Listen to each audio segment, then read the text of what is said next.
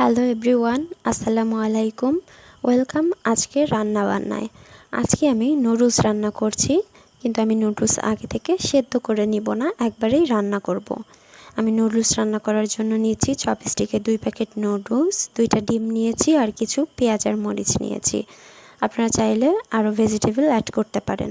চলে আসছি চুলায়, তেল দিয়ে দিয়েছি। এখন পেঁয়াজ আর মরিচ দিয়ে দিব। একটু লবণ আর সামান্য পরিমাণ হলুদ দিয়ে দিব।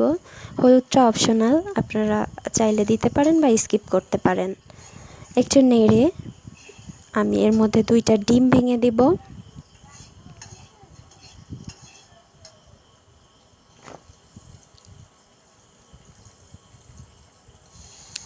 ডিম 2টা একটু ভাজি করে নিব, তারপর পরিমাণ মতো পানি দিয়ে দিব।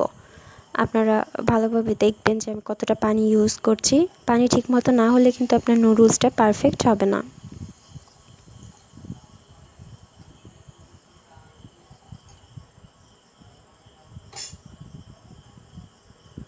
একটু ঢাকা দিয়ে রাখবো। তারপর নুডলসের যে 2 প্যাকেট মশলা, এই 2 প্যাকেট মশলা দিয়ে দিব। আর যেহেতু পানিতে জাল চলে আসছে, সেহেতু নুডলস 2 প্যাকেটও দিয়ে দিব।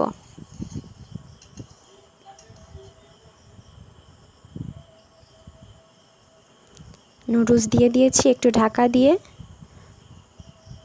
একটু নেড়ে নিব।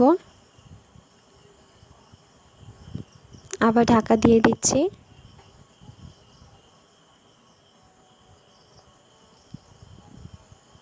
দেখুন আমাদের নুডলস হয়ে আসছে, প্রায় হয়ে গেছে। এখন নামিয়ে নিব।